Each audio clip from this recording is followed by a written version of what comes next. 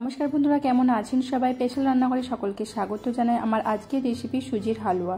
তো চলুন দেখে নেওয়া যাক আজকে আমি কিভাবে সুজির হালুয়া বানাচ্ছি। সেই ভিডিও আজকে আমি আপনাদের সাথে শেয়ার করছি। ভালো লাগলে অবশ্যই একটা লাইক কমেন্ট শেয়ার করে দেবেন।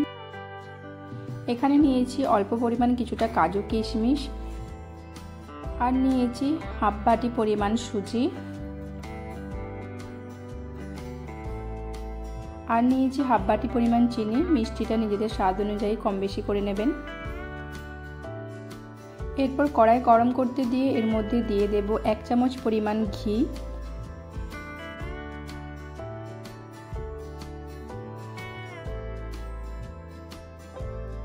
ঘিটা ভালোভাবে গলে গেলে ওর মধ্যে দিয়ে দেব কাজু কিশমিশটা, দিয়ে একটু হালকা করে নেড়ে চেড়ে ভেজে তুলে নেব।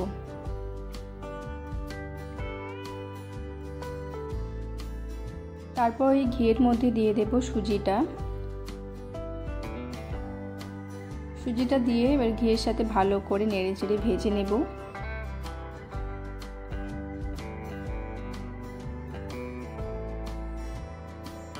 সুজিটাকে হালকা একটু ভেজে নিতে হবে।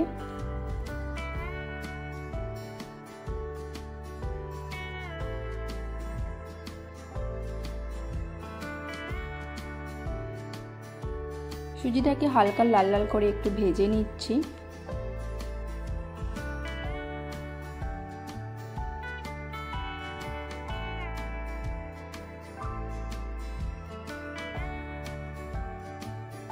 দেখতেই পাচ্ছ সুজিটাকে হালকা লাল লাল করে ভেজে নিয়েছি। এরপর সুজির মধ্যে দিয়ে দেব 1 বাটি পরিমাণ জল। জলটা দিয়ে খুন্তি দিয়ে হালকা করে নেড়ে চেড়ে নিতে হবে। তারপরে এর মধ্যে দিয়ে দেব পরিমাণ মতন চিনি। অবশ্যই মিষ্টিটা আপনাদের কম বেশি করে নেবেন স্বাদ অনুযায়ী। এরপর ভালো করে মিশিয়ে নেব সুজিটার সাথে।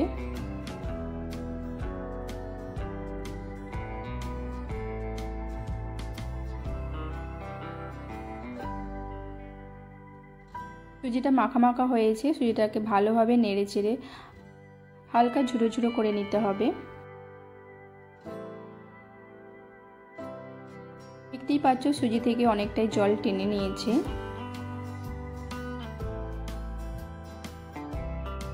সুজিটাতে অনেকটাই শুকনো শুকনো ভাব এসেছে। আরো 2 মিনিটের মতন সুজিটাকে ভালোভাবে নেড়ে চেড়ে নেব।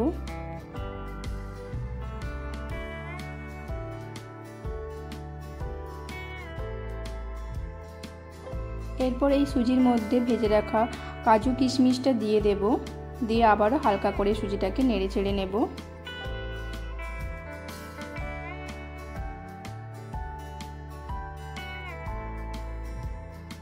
দেখতেই পাচ্ছ সুজিটা অনেকটাই ঝুড়ো ঝুড়ো হয়ে গেছে।